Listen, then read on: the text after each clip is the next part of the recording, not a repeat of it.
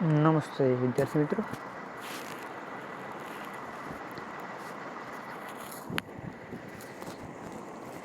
આજે આપણે વાત કરવાની છે આઝાદી પછીના ઔદ્યોગિકરણની વાત. આપણે એ ભણી રહ્યા છીએ કે ભારત આઝાદ થયું ને આઝાદ પછી એ પોતે પોતાના પાયા ઉપર પોતાની સત્તાને સ્થાપવા માટે લોકતંત્રને કઈ રીતે સ્થાપ્યું એ સમજાવવા માટે આપણે આ 10મું ચેપ્ટર ભણાવી રહ્યા છે. સંપૂર્ણ અર્વાચીન ભારત. જો અત્યાર સુધી જે પણ તમે જે સામાજિક વિજ્ઞાનની અંદર ભણીને આવ્યા ને એ દરેક વસ્તુ સામાજિક વિજ્ઞાન બધા વિષયો ભેગા હતા. એટલે એનો મિનિંગ એવો થયો કે એની અંદર તમે બધું, પણ આની અંદર તમે સ્ટેપ બાય સ્ટેપ ભણી રહ્યા છો. 12માનો ઇતિહાસ યાદ રાખવું હોય તો એને સ્ટેપ બાય સ્ટેપ તમે ચેપ્ટર જોજો. એક પછી એક ઘટનાઓ એક પછી એક થઈ રહી છે. અને અહીંયા આપણે આઝાદી પછીની પરિસ્થિતિનું નિર્માણ જોઈ રહ્યા છીએ. અને આઝાદી પછીનો એક નવો ઇતિહાસ ઊભો થયો છે. હકીકતની અંદર ઇતિહાસ એ વસ્તુ છે કે ઇતિહાસ એટલા માટે ભણવામાં આવે છે કે એની એ જ ભૂલ આગળના સમયમાં ન થાય. આપણને આંદોલનો ભણાવવામાં આવે છે, આપણને કયા વ્યક્તિએ કેવા રાજ, આપણે એવું ઘણાના માઇન્ડની અંદર એવું બાબત હોય કે ભાઈ અંગ્રેજોએ આપણે ઉપર આવા જુલુમ કર્યા, અંગ્રેજોએ આપણી આવું શોષણ કર્યું, આમ કર્યું, તેમ કર્યું. આવું બધું શું લેવા ભણવાનું? પોઝિટિવ શું લેવા, નેગેટિવ શું લેવા ભણાવો? પોઝિટિવ ભણાવો. આવા ઘણી માન્યતાઓ હોય, પણ ઇતિહાસ એક રિયાલિટી બાબત છે. શ્રી કોઈ અભ્યાસિત કે કોઈ ઘટના કે કોઈ વાર્તા નથી, પણ ઇતિહાસ એ એવી વસ્તુ છે, ખાસ કરીને આપણે મનોવિજ્ઞાનમાં ભણીએ છીએ કે અનુભવ દ્વારા આપણે હંમેશા શીખીએ છીએ. એમ ઇતિહાસ ફરી વખત ન દોહરાય એ માટે ઇતિહાસનું સર્જન કરવામાં આવ્યું છે. તો ભારતની અંદર આઝાદી પછી એક નવી નીમ નખાણી અને એ હતું ઔદ્યોગિકરણ. ઉદ્યોગો હતા નહોતા એવું પણ નહોતું, પરંતુ ઉદ્યોગ એ ઔદ્યોગિકરણ સ્વરૂપે નહોતું. એ સીમિત હતું કે ભાઈ ઉદ્યોગ ગૃહ ઉદ્યોગ સમાન હતા. આપણે વિદેશમાં વ્યાપાર કરતા આપણું ઉદ્યોગ અંગ્રેજોના પહેલાંના સમયમાં જ્યારે આપણે છે એ તમે 11ની અંદર ભણીને આવ્યા છો સિંધુ ખીણની સંસ્કૃતિ, એ બધી વાત બરોબર છે. પરંતુ એટલા વર્ષની અંદર ભારતનું ઔદ્યોગિકરણ સાવ નષ્ટ થઈ ગયું હતું. અને એને ફરી વખત બેઠું કરવું એ ભારતના જેટલા પણ જેના કમાનમાં, જેના હાથમાં ભારતની સત્તા હતી એને કરવું જરૂરી હતું. અને એટલા જ માટે પંચવર્ષીય યોજનાની અંદર ઔદ્યોગિકરણને પણ નાખવામાં આવ્યું. અને મુખ્યત્વે પાયાના ઉદ્યોગો એટલે કે જે એનર્જી સોર્સ છે તો એ બધા પાયાના ઉદ્યોગો કહેવાય. ઉદાહરણ તરીકે લોખંડ છે, રાસાયણિક ઉદ્યોગ છે, પોલાદ છે, કોલાગ ઉદ્યોગ છે, આ બધું પાયાના ઉદ્યોગો કહેવાય કે જેનો ઉપયોગ કરીને આપણે કંઈક બીજું નવું સર્જન કરી શકીએ. ટૂંકમાં સ્વતંત્ર પૂર્વે જે બ્રિટિશ સરકારે છે એ ઉદ્યોગોના વિકાસમાં બહુ એને કોઈ રસ હતો નહીં, પરંતુ હતું એવું કે સરકારે શું કર્યું કે એને જેટલું જરૂરી છે ને એટલા પ્રમાણમાં ઉદ્યોગો એને સ્થાપ્યા હતા. એટલે થોડીક અમથી ઔદ્યોગિકરણની પ્રક્રિયા ઊભી કરી હતી, પરંતુ ભારતમાં વર્ષોથી ઉદ્યોગો ચાલતા હતા. એટલા માટે પંચવર્ષીય જે સ્વતંત્ર બાદ જે પંચવર્ષીય યોજના કરી એમાં એક આયોજન મૂકવામાં આવ્યું, જેની અંદર કૃષિ સિવાય ઉદ્યોગોનો પણ સામેલ કરવામાં આવ્યો. અને એ જ સમયે આ જ પંચવર્ષીય યોજનામાં ભારતમાં સૌ પ્રથમ છે એ એક ઔદ્યોગિક વિકાસનો પાયો છે એ પંચવર્ષીય યોજનાની સાથે શરૂ થયો. એ સુતરાઉ કાપડ હોય, ખાંડ ઉદ્યોગ હોય, એ સિવાય છે એ યંત્ર ઉદ્યોગ હોય, લોખંડ, પોલાદ અને ભારે રાસાયણિક અને કોલસા ઉદ્યોગનું આયોજન કાળ દરમિયાન છે એ ધીરે ધીરે વિકાસ થયો. અને એ સ્વાભાવિક છે કે જ્યારે પાયાના ઉદ્યોગોનો વિકાસ થાય એટલે આપોઆપ બીજા બધા ઉદ્યોગો પણ આપોઆપ થવાના. આપોઆપ છે બીજી બધી બાબતોનો પણ છે એ આપોઆપ વધારો થવાનો.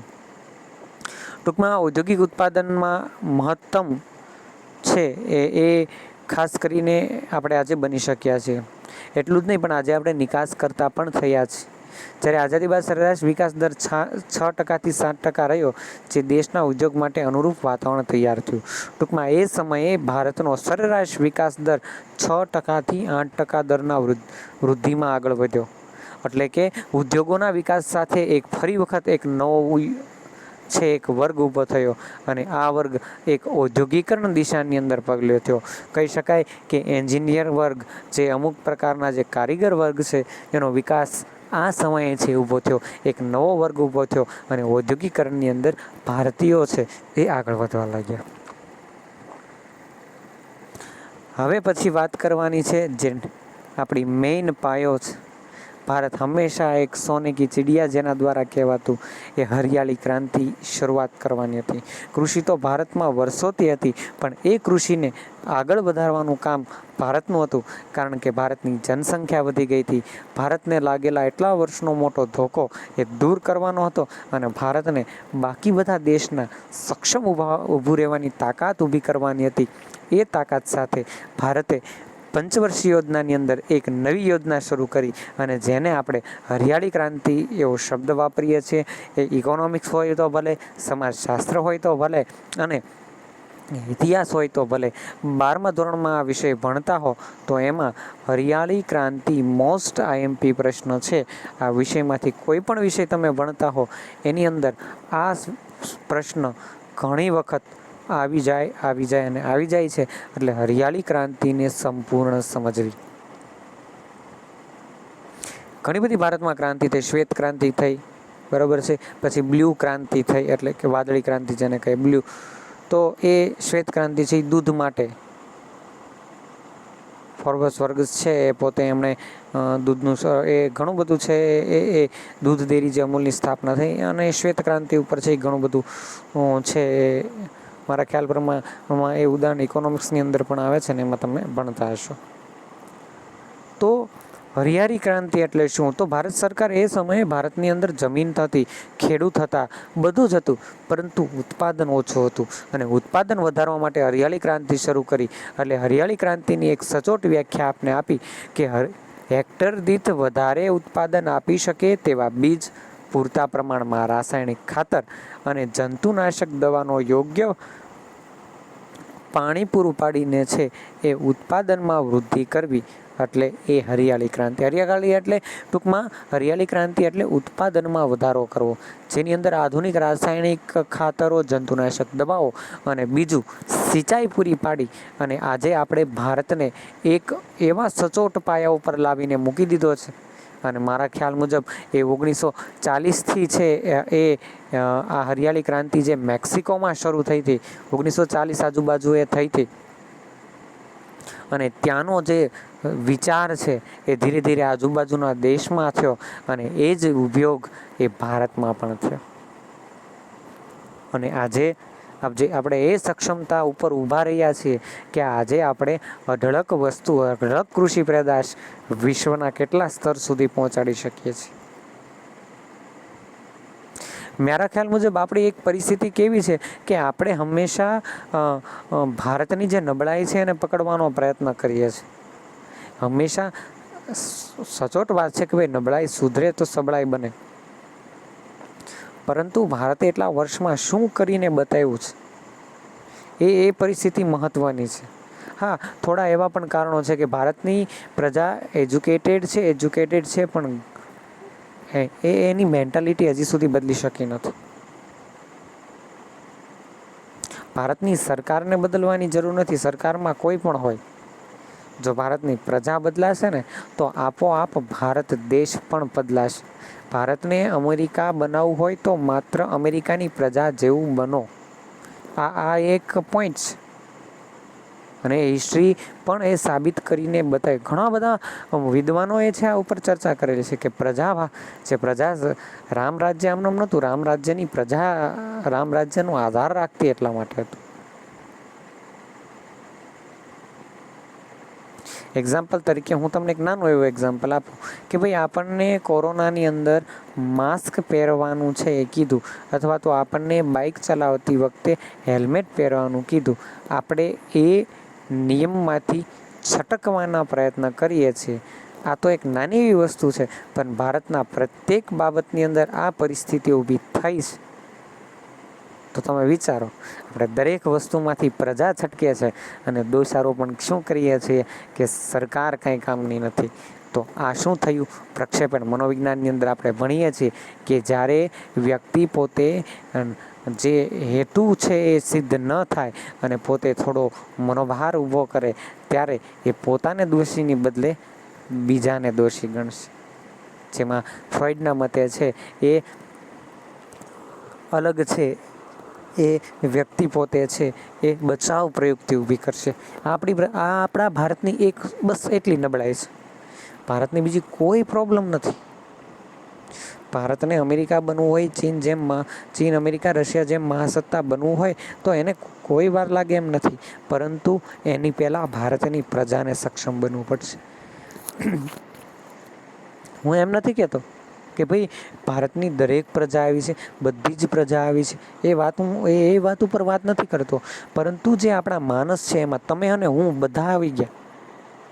એ માનસમાં જ્યારે ફેરફાર થશે, વ્યક્તિ પોતે પોતાની જે પણ કામ કરવાની શક્તિ છે, પોતાની ફરજ છે, પોતાના ધોરણો છે, એને સિદ્ધ કરશે, ત્યારે છે એ વ્યક્તિ આગળ વધશે.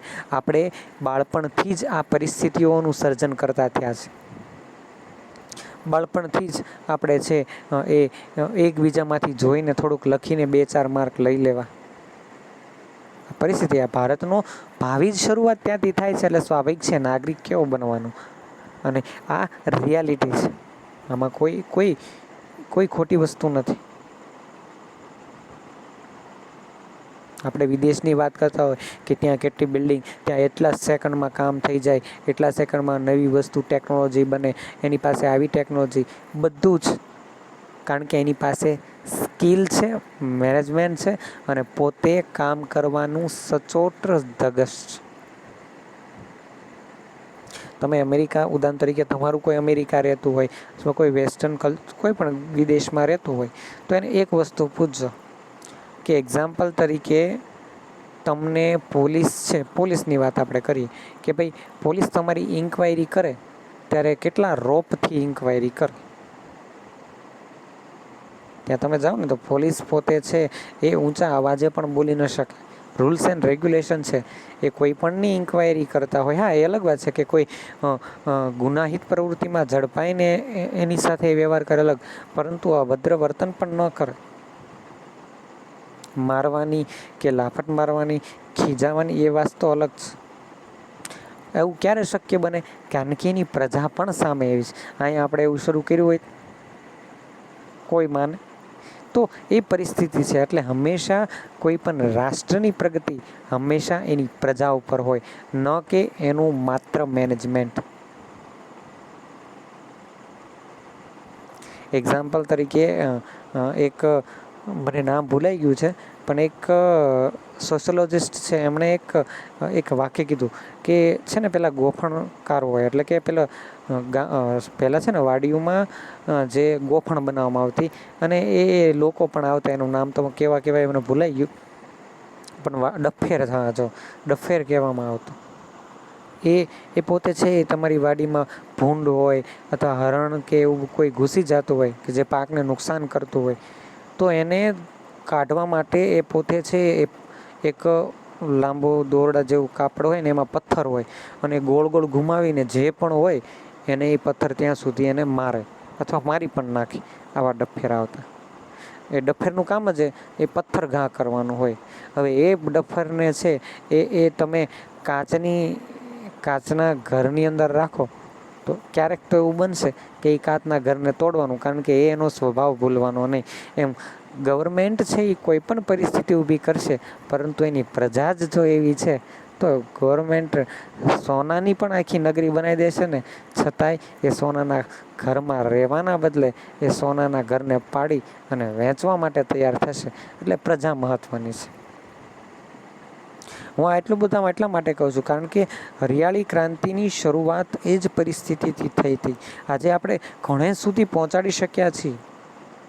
વિચાર કરો, જો આપણે એટલા સમજુ હોત તો હરિયાળી ક્રાંતિ જે અત્યારે આપણી પાસે છે એનેથી પણ લાખો ટન હજી વધારે અનાજ આપણે ઉત્પાદન કરી શક્યા હોત. આપણે ઉત્પાદન અઢળક કરી શક્યા. આજે આપણી પાસે કેટલા 2-3 વર્ષ સુધી આપણે અનાજનો પુરવઠો વાપરી શકીએ એટલી સક્ષમતા ભારતના કોઠારોમાં છે. નથી એવું નથી. એ દુષ્કાળ હોય તો એની સામે પણ લડવા સક્ષમ છીએ. ટૂંકમાં આધુનિકરણ કરવા અથવા અનાજના ઉત્પાદનમાં છે એ આજે આપણે નોંધપાત્ર છે એ વધારો કરી શક્યા છીએ. એ જ સિવાય કૃષિ હરિયાળી ક્રાંતિ જેમ દૂધ ઉત્પાદનમાં વધારો કરવા માટે શ્વેત ક્રાંતિ, રાસાયણિક ખાતરનું ઉત્પાદન કરવા માટે ભૂરી ક્રાંતિ, તેલીબિયાંનું ઉત્પાદન કરવા માટે પીળી ક્રાંતિ, માંસ અને ટામેટાનું ઉત્પાદન કરવા લાલ ક્રાંતિ, બટાટાનું ઉત્પાદન કરવા માટે ગોળ ક્રાંતિ અને નવી ટેકનોલોજીમાં વધુને વધુ ઉપયોગ કરીને ખેડૂતોને આજે આપણે પ્રોત્સાહિત કરી શક્યા છીએ. 1998માં જો વાત કરીએ તો ભારત 1998ની અંદર છે એ ભારત વિશ્વની સૌથી મોટી દૂધ ઉત્પાદન દેશ બની ગયો છે. 1998થી જ વિશ્વમાં સૌથી વધારે ઉત્પાદન કરતું ડેરી ઉદ્યોગનો વિકાસ હોય તો એ ભારતમાં છે. ટૂંકમાં ગ્રામ્ય વિસ્તારને પણ ભૌતિક સુવિધાઓના પ્રમાણમાં આર્થિક સદ્ધરતા લીધે છે એ વધતું જણાય છે. અને એ સ્વાભાવિક છે કે કૃષિનો વિકાસ થયો એટલે આપોઆપ ગામનો વિકાસ થયો. આજે તમને શહેરની અંદર જે વસ્તુ મળે છે એ ગામડામાં પણ વસ્તુ મળે છે, એવું નથી. એ પહેલીની મેન્ટાલિટી રાખીએ છીએ કે ભાઈ વ્યક્તિ ગામડેથી આવ્યો છે ને કાંઈ ખબર નથી. આજે ગામડાનો વ્યક્તિ પણ શહેરના વ્યક્તિ જેટલો જ વિકાસાત્મક છે. આજે તમારી ખાસ કરીને છે એ તમે ગામડામાં રહેતા હોય કે સિટીની અંદર રહેતા હોય, દરેક વ્યક્તિ આજે સમાન લાગશે. કેમ? કારણ કે દરેક જગ્યાએ સંપૂર્ણતા વિકાસ. આજે આપણે ગામડાનો વિકાસ આ બધી ક્રાંતિઓના હિસાબે કરી શક્યા છીએ. અને એના જ લીધે છે એ હરિયાળી ક્રાંતિ માત્ર ઉત્પાદન નહીં પરંતુ ગામડાના વિકાસ માટે પણ સૌથી મહત્ત્વની છે. આ હરિયાળી ક્રાંતિનો શ્રેય જો આપણે કોઈને આપવો હોય તો ઘણા બધા એવા વ્યક્તિઓ કે જેમણે જરૂરિયાત પૂરી કરવા માટે છે, ગરીબોને આગળ લાવવા માટે, જીવન જીવવા સુધારવા માટે છે એ ઘણા બધા પ્રયત્નો છે એ કર્યા છે. દાદાભાઈ નવરોજીએ છે એ જીવન નિર્વાહના પડકારના આધાર પર સર્વપ્રથમ ગરીબ રેખાનો ખ્યાલ એમણે રજૂ કર્યો.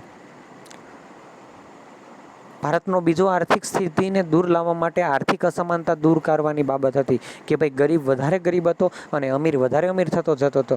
સ્વાભાવિક છે કે પૈસા પૈસાને ખેંચે.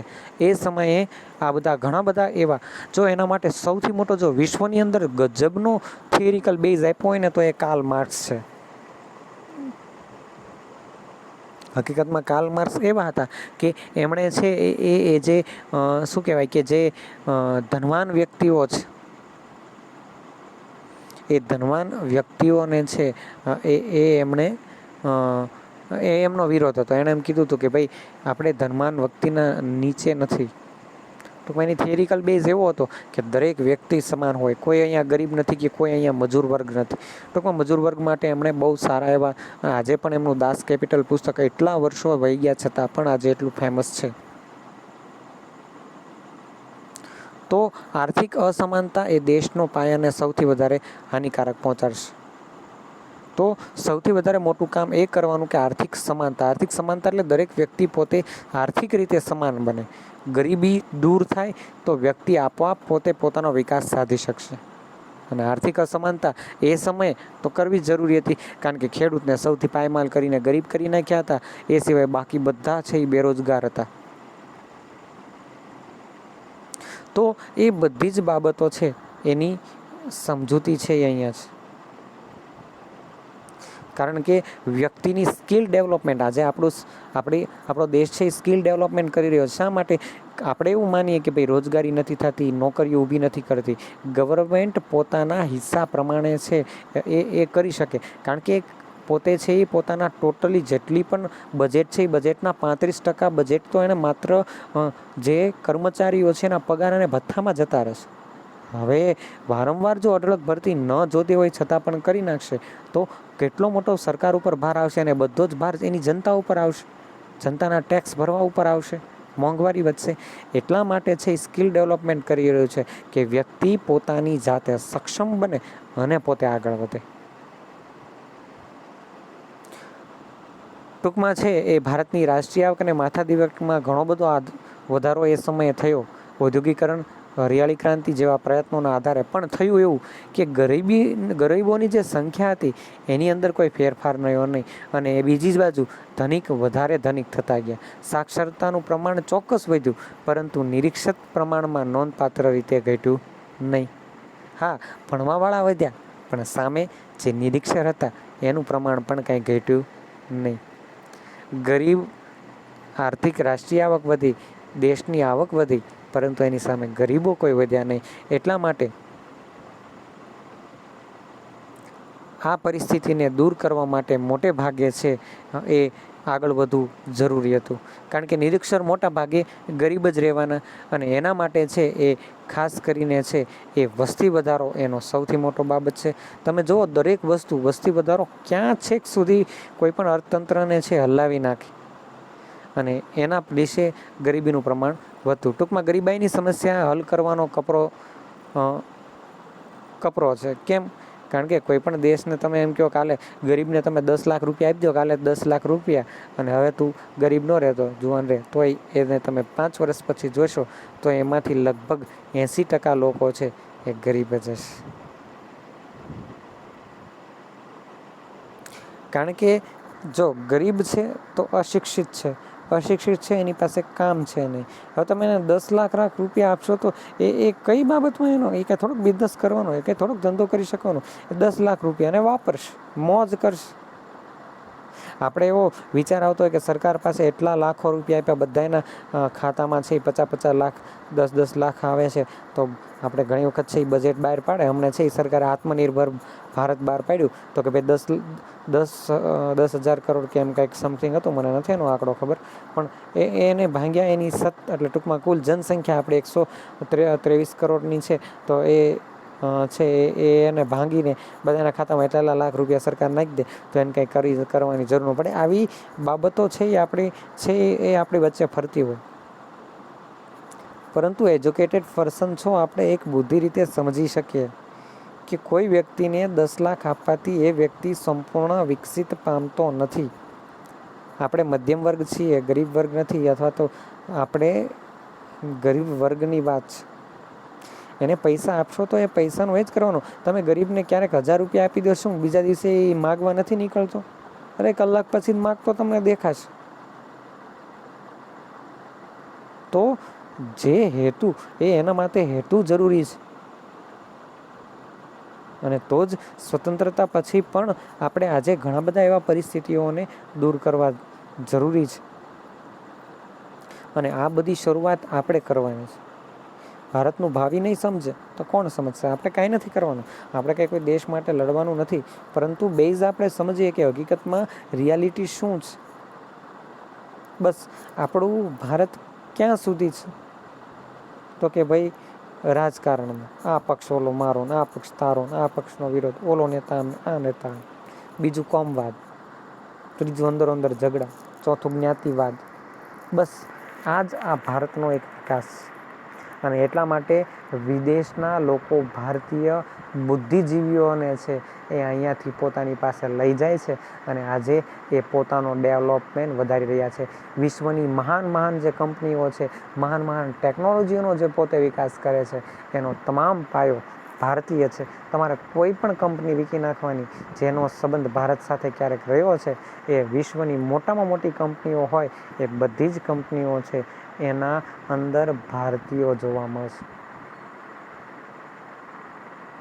અને એટલા માટે એનો વિકાસ થાય છે.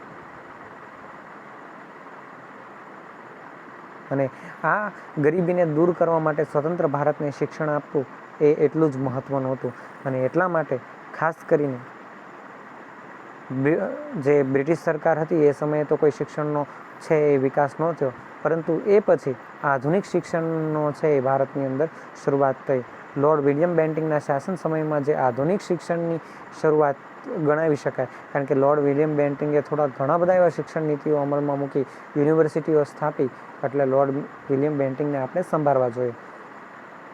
ટૂંકમાં સ્વાતંત્ર્ય સમયે પ્રાથમિક શાળાઓના ધોરણ 1 થી 5 અને 6 થી 11 એમ વય જૂથના કુલ 35% જેટલા બાળકો શાળાએ લાવી શક્યા હતા. એટલે કે 1 થી 5 અને 6 થી 12ની અંદર વય જૂથના છે એ માત્ર આપણે જે 35% બાળકોને એ સમયે સ્કૂલે લાવી શક્યા હતા. કારણ કે ત્યાં સુધી તો શિક્ષણ સંસ્થાઓ હતી જ નહીં. એ તો અત્યારે આપણે જે જોઈએ છે ત્યારે સ્કૂલો હતી, પણ એ કોઈને ખબર નહોતી. ભણવું એ કોઈનું મહત્વ હતું જ નહીં.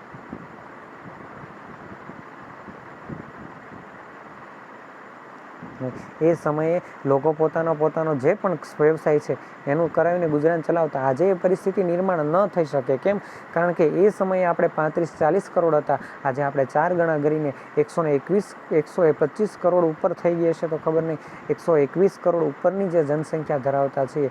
તો અહીંયા દોષી આપણે કોઈ બીજા વ્યક્તિને ન આપી શકીએ. આપણી જનસંખ્યા દર વર્ષે આપણે 2 કરોડ લોકો છે, 2 કરોડ બાળકોનો જન્મ થાય છે. એની સામે મૃત્યુ પણ બહુ વધારે પામે, પણ 2 કરોડ બાળકોનો જન્મ થાય એટલે એવું માનવાનું કે અમુક વર્ષે કેટલી જનસંખ્યા વધે છે. તો એ દરેક પરિસ્થિતિને સમજવી એ પણ મહત્ત્વની છે. વેસ્ટર્ન દેશો છે એ આગળ છે, એની જનસંખ્યા સીમિત છે, ઓછી છે. ક્લાસની અંદર 5 વિદ્યાર્થીને હું ભણાવતો હો અને એમાં જ બીજામાં 150 વિદ્યાર્થીને ભણાવતો હો તો જે 150 વિદ્યાર્થી કરતાં હું 5 વિદ્યાર્થી ઉપર વધારે ધ્યાન આપી શકીશ, પર્સનલ ધ્યાન આપી શકીશ. આ એક પરિસ્થિતિ છે ને. તમે ઇંગ્લેન્ડની અંદર જાઓ તો ત્યાં પ્રત્યેક ક્લાસની અંદર માત્ર 20 જ છોકરા હોય ને 20 છોકરામાં છે એ 2 શિક્ષકો હોય, જેને તમામ સબ્જેક્ટ એ છોકરાઓને એને ક્લાસ આપી દે, 20 છોકરા આપી દે, બસ એ 2 શિક્ષકોને એને જ ભણાવવાનું. આવું આપણે અહીંયા કરે તો શક્ય છે? નહીં, નથી શક્ય. તો દરેક પરિસ્થિતિઓ પ્રમાણે છે એ બદલાય છે. છતાં આજે ભારત કઈ સ્થિતિ સુધી પહોંચ્યો છે, એટલા માટે ભારત અને ભારતવાસીઓને હંમેશા સલામી પાત્ર છે. ટૂંકમાં દરેક પંચવર્ષીય યોજનાની અંદર પ્રાથમિક શિક્ષણ વધુને વધુ મહત્ત્વ આપવામાં આવ્યું. પંચાયતી રાજના હિસાબે પ્રાથમિક શિક્ષણનો પ્રચાર છે એ ઝડપી વધ્યો. લોકો શિક્ષણ લેતા છે એ ધીરે ધીરે થયા. ટૂંકમાં ભારતની જે પ્રાથમિક શિક્ષણની બુનિયાદી શિક્ષણ સિદ્ધાંત પદ્ધતિને સ્વીકાર્યો. શ્રી બીજી ખેરના અધ્યક્ષપણા નીચે છે એક સમિતિ નિમાય 1948ની અંદર, જે 3 પંચવર્ષીય યોજનાના ગાળા દરમિયાન છે એ દેશમાં સંપૂર્ણ બુનિયાદી શિક્ષણ દાખલ કરવાનું નક્કી કર્યું. જેની અંદર 3 યોજનાઓ દરમિયાન એક જુનિયર બુનિયાદી, સિનિયર બુનિયાદી શાળાઓ શરૂ થઈ અને ત્રીજી અંતર્યોજનાગ્રત પ્રાથમિક તાલીમ સંસ્થાઓનું પણ સંપૂર્ણ બુનિયાદીકરણ થયું. ટૂંકમાં જેના હિસાબે અભૂતપૂર્વ સિદ્ધિઓ સરકારને મળી. પ્રાથમિક શાળા કરતાં બુનિયાદી શાળામાં વધારે ખર્ચો હોય તે હકીકત પણ તેની મંદ પ્રગતિનું પણ એક કારણ છે. અમુક બુનિયાદી શાળાની અંદર સરકાર તમામ બાળકોને સાચવે, ત્યાં જ ભણાવે અને ત્યાં જ આજે ઉત્તર બુનિયાદી ઘણી બધી સ્કૂલો પણ છે કે જે ઓસલાઇઝ છે, પરંતુ એનું કામ ધીમું હતું. પ્રચાર ઘણો થયો, ઘણી બધી પરિસ્થિતિઓનો વિકાસ થયો, પણ એનું પ્રગતિનું કામ મંદ હતું. ઘણી બધી સમસ્યા હતી, એટલે ધીરે ધીરે શરૂ એવું કર્યું કે ગ્રામ્ય વિસ્તારની શાળાઓમાં પૂરતી સંખ્યામાં હાજર ન રહેતી, અધવશ્ય અભ્યાસ છોડી દેતા. શાળાઓમાં આજે ભૌતિક સુવિધાનો અભાવ જોવા મળે. આમ ગ્રામ્ય વિસ્તારમાં સરકારે ગ્રામ પંચાયતો આ ક્ષેત્રે સજાગ કેળવાનું સમસ્યા નિવારણ લાવી શકે. એટલા માટે સીધું જ કામ પંચાયતના આધારે છે એ લેવામાં આવ્યું અને શિક્ષણનો વિકાસ કરવા માટે આગળ વધ્યા. એ જ સમયે છે કે જે બ્રિટિશ સરકાર દરમિયાન શાળા શિક્ષણનું જે વિસ્તરણ અને વિકાસની વધુ પ્રોત્સાહિત છે એ કરવા માટે આગળ વધ્યા.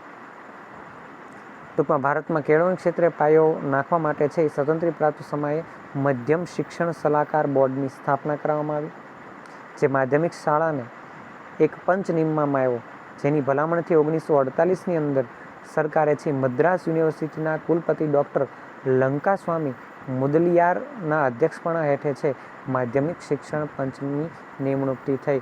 1 માર્કના પ્રશ્નો માટે IMP છે આ વસ્તુ યાદ રાખવાનું. જેમણે છે એક અહેવાલ રજૂ કર્યો અને અહેવાલના છે એ ભલામણો છે એ પંચે 1983 ભલામણો છે એ રજૂ કરી કે ભાઈ કઈ રીતે શિક્ષણ જરૂરી છે, ભારતમાં કેવા કેવા સુધારા શિક્ષણ માટે જોઈએ. અને એ પછી ડૉક્ટર સર્વપલ્લી રાધાકૃષ્ણના અધ્યક્ષપદ હેઠળ ભારત સરકારે એક યુનિવર્સિટી શિક્ષણનું પંચની સ્થાપના કરી અને આજે એ જ વ્યક્તિના આધારે આજે આપણી જે આવી ગોલ્ડન લાઈફ કહી શકાય એવી શિક્ષણ નીતિ છે એને આજે આપણે અમલ કરી રહ્યા છીએ. અને આજે પછી 2021ની અંદર ભારતનો ફરી વખત શિક્ષણ નીતિનો એક સુવર્ણ યુગ આવશે. ભારતની શિક્ષણ નીતિ હવે સ્ટાન્ડર્ડ થવા જઈ રહી છે. ભારતની શિક્ષણ નીતિ છે એ આજે વેસ્ટર્ન કલ્ચરને સામે ઊભી રહી શકે એટલી શક્તિમાન 2021 અને 22ની શિક્ષણ નીતિ જે આવી રહી છે, જેનું આપણે સ્વાગત કરી રહ્યા છીએ, એ શિક્ષણ નીતિનો પાયો અહીંયા નખાણો હતો. યુનિવર્સિટી પંચ 1948ની અંદર છે એ એક જ વર્ષમાં ડૉક્ટર સર્વપલ્લી રાધાકૃષ્ણના આધારે નખવામાં આવ્યો અને એ સરકારની પંચની મોટાભાગની બધી જ ભલામણોને છે એ સરકારે સ્વીકારી. અને એટલા માટે આપણે ડૉક્ટર સર્વપલ્લી રાધાકૃષ્ણના જન્મદિવસે આપણે શિક્ષણ દિન તરીકે ઉજવીએ છીએ. એમની ભલામણની જો વાત કરીએ તો પહેલી ભલામણ એ હતી કે ખાસ કરીને છે એ યુનિવર્સિટીના મોટાભાગના અભ્યાસક્રમો એક સરખા રાખવામાં આવે. બીજું, શિક્ષણનું માધ્યમ બહુ જ ઝાઝું બધું માતૃભાષામાં રખાય અને એ જ બેઝનો આધાર આજે આપણે જોઈ રહ્યા છીએ. ધોરણ 5 સુધી દરેક જગ્યાએ, એટલે કે કોઈ પણ ભારતના ક્ષેત્રમાં હોય, હું તમને વાત કરું છું 2021-22ની અંદર જે શિક્ષણ નીતિ આવી છે એની અંદર કે 5મા ધોરણ સુધી ફરજિયાત પ્રમાણે કોઈ પણ ક્ષેત્રમાં ભણતો હોય વ્યક્તિ એને માતૃભાષાની અંદર જ શિક્ષણ આપવામાં આવશે, કે જે પોતે લોકલ ભાષા ત્યાંની ભણે છે. એ બહુ જબરદસ્ત, કારણ કે મનોવિજ્ઞાને પણ સાબિત કર્યું છે કે વ્યક્તિના અમુક વર્ષ સુધી એનો સંપૂર્ણ વિકાસ સાધવો હોય તો એ માત્ર એની માતૃભાષાથી જ થશે. બીજી બાજુ ખેતીવાડી શિક્ષણ, તબીબી, કાનૂન વ્યવસ્થા, ડિપ્લોમાનો અભ્યાસ કરતી કોલેજો અને સંસ્થાઓ સ્થાપી, જે આજે આપણે એનો વિકાસ જોઈએ છે. યુનિવર્સિટી ગ્રાન્ટ્સ કમિશન સ્થાપવું, કોલેજના વિદ્યાર્થીઓને સંખ્યાની મર્યાદા નક્કી, અભ્યાસક્રમ અને પરીક્ષા પદ્ધતિનો સુધારો અને અધ્યાપકોના પગાર છે એનો વધારો કરવાની ભલામણો સરકારે સ્વીકારી. ત્યારબાદ છે એ ઇતિહાસમાં જો કેળવણીના ક્રાંતિકાર પરિવર્તન જો કોઈ વસ્તુ લાવ્યું હોય તો એ પંચ હતું, કોઠારી પંચનો અહેવાલ, જે 1960ની અંદર છે. એ ન્યાયાધીશ કોઠારી છે એમણે આ અહેવાલ રજૂ કર્યો અને એ કોઠારી પંચ તરીકે એનું નામ કોઠારી પંચ એવું અહેવાલ રજૂ કરવામાં આવ્યો. ટૂંકમાં સરકારે રાષ્ટ્રીય શિક્ષણ નીતિ ઘડી 1968ની અંદર. આ નીતિ મુજબ શૈક્ષણિક ધોરણની જાળવણી ઉપરાંત પ્રાથમિક શિક્ષણના સર્વત્ર રીતે પ્રૌઢ શિક્ષણ પણ ભાર મૂકવું. એટલે કે પ્રાથમિક શિક્ષણ તો ઠીક, પણ પ્રૌઢ શિક્ષણ, જે વ્યક્તિ હજી નિરીક્ષક છે તો એને લખતા વાંચતા શીખવાડવા માટે પણ પ્રયત્નો ઊભા કરવામાં આવ્યા. અને આજે પણ એ ગામડાઓની અંદર એ પરિસ્થિતિઓ ચાલી છે. એ સિવાય જેમાં છે દૂરવર્તી શિક્ષણ એટલે ડિસ્ટન્સ એજ્યુકેશનને પણ સ્થાપન કરવામાં આવ્યું. એ જ સાથે આ તો પ્રાથમિક અને માધ્યમિક શિક્ષણ સાથે છે એ યુનિવર્સિટીઓનો પણ વિકાસ કરવા માટે સરકાર આગળ વધી. સ્વતંત્રતા બાદ ભારતમાં યુનિવર્સિટી સ્થાપનામાં ઉત્તરોત્તર વધારો થયો. શિક્ષણને છે રાજ્યાદિ સ્થાન આપતું હોવા છતાં બનારસ, દિલ્હી, અલીગઢ, વિશ્વ ભારતી અને જવાહર લખનઉ યુનિવર્સિટી કેન્દ્રીય યુનિવર્સિટીઓ છે.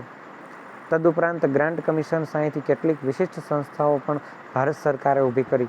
આ તો યુનિવર્સિટીઓ હતી. એ સિવાય ઘણા બધા ઇન્સ્ટિટ્યૂટો ઊભો કર્યા, જેની અંદર બેંગ્લોરની અંદર Indian institute of science, Indian agriculture research institute, Indian school of international studies Delhi, Tata institute of social science Mumbai, Birla institute of technology and science Pilani અને ઇન્ડિયન સ્કૂલ ઓફ સાયન્સ. આ બધી જ એવી જ બાબતો હતી કે જેની અંદર ભારતની જે પ્રતિભા છે એ બહાર આવે અને ભારતનો વ્યક્તિ ભારતના નિર્માણ માટે છે એ પોતે પોતાનું યોગદાન આપે. એ જ સમયે છે એ યુજીસી ધારા મુજબ છે એ જે પણ તમે કોલેજ કરો, કોઈ પણ કોલેજ એ યુજીસી માન્ય હોય. યુજીસી ધારા મુજબ હોય તો જ તમારું રિઝલ્ટ છે એ ગણાય. એના માટે ગુજરાત વિદ્યાપીઠ, કાશી વિદ્યાપીઠ, જામિયા મિલિયા ઓસ્માનિયા, અલીગઢ, ગુરુકુલ કાગદી જેવા ઘણા બધા ઉચ્ચ શૈક્ષણિક નોંધપાત્ર છે એ સમયે વિકાસ થયો. ગુજરાત વિદ્યાપીઠ છે એ આજે આપણે ગુજરાત યુનિવર્સિટી તરીકે ઓળખીએ છીએ. માત્ર શૈક્ષણિક બાબતો ઉપર સિવાય હવે ભારતને ઔદ્યોગિકરણ વિકાસ, ટેકનિકલ વિકાસના આધારે ભારતને ટેકનિકલ એજ્યુકેશનની પણ જરૂર હતી અને એના માટે શરૂ કરવામાં આવ્યું ટેકનિકલ અને આઈઆઈટીનો વિકાસ. ટેકનિકલ અને આઈઆઈટીનો વિકાસ. આજે આપણે આઈઆઈટીને ઓળખીએ છીએ આપણે છે એ વિશ્વની જે સંસ્થાઓ છે એમાં આઈઆઈટીનું નામ આવે છે. કોઠારી પંચે જે શિક્ષણ નીતિ અમલમાં મૂકી, જેની અંદર સંસ્થાઓની ગુણવત્તાનો વિકાસ, ભારતીય યુનિવર્સિટીના વિધાયક તાલીમ અને સંશોધન ક્ષેત્રે છે આંતરરાષ્ટ્રીય ધોરણ છે એ સમકક્ષ ધોરણ સ્થાપવાની ભલામણ કરી. આઈઆઈટી અને કૃષિ યુનિવર્સિટીઓ સ્થાપી. પરિણામે ધીરે ધીરે દેશની અંદર ટેકનિકલ સંસ્થાઓમાં વધારો થયો. એન્જિનિયરિંગ ક્ષેત્રે સર્વપ્રથમ થોમસ કોલેજ 1845ની અંદર ભારતની અંદર સ્થપાઈ હતી. આ કોલેજ સ્વતંત્રતા બાદ રૂરકી એન્જિનિયર યુનિવર્સિટી બની હતી. સૌપ્રથમ થોમ્સન કોલેજ છે એ બનાવવામાં આવી હતી અને ધીરે ધીરે આજે એ રૂરકી એન્જિનિયરિંગ યુનિવર્સિટી છે 1948ની અંદર એની સ્થાપના થઈ. ટેકનિકલ માટે 20 ક્ષેત્રો સંસ્થા જે સંશોધન માટે ઊભી કરવામાં આવી. કેન્દ્રીય કાચ માટીકામ શોધ સંસ્થા જાદવપુર, કેન્દ્રીય ઉર્જા સંસ્થા બિહાર ને છે એ ગણાય. ટૂંકમાં તબીબી કાયદો, કૃષિ સંગીત, સ્થાપત્ય, ડેરી ઉદ્યોગ, પત્રકારત્વ, તબીબ ક્ષેત્રે, ટૂંકમાં ભારતને જે પણ વ્યક્તિઓની જરૂર પડતી, કારણ કે ઇકોનોમીની અંદર કેટલા બધા ક્ષેત્રો છે, પ્રત્યેક નાગરિકની જરૂર પડવાની, અને એટલા માટે ભારતના નાગરિકને તૈયાર કરવા દરેક ક્ષેત્ર છે એનો વિકાસ શરૂ થયો. પૂર્વ પ્રાચીન તેમજ પ્રાથમિક માધ્યમિક શાળાના શિક્ષકો માટે ટ્રેનિંગ કોલેજ અને તેનું સ્તર સુધાર્યું. NCERT એટલે કે national council of education research and training સંસ્થાની સ્થાપના થઈ. NCERT જે સંસ્થાના નેજા હતા રાજ્યમાં રાજ્ય state council of education research and training સંસ્થાઓ પણ સ્થાપવામાં આવી, જેનાથી શિક્ષકો પણ નિર્માણ પામે, બાળકો પણ નિર્માણ પામે, અને આખા ભારતને છે એક શિક્ષણ નીતિની અંદર છે એ સમયે મૂકવામાં આવ્યું અને એનો વિકાસ છે. એ સિવાય ઘણી બધી એવી પરિસ્થિતિનું પણ નિર્માણ કરવાનું હતું જેને આપણે આવતા લેક્ચરની અંદર ભણીશું.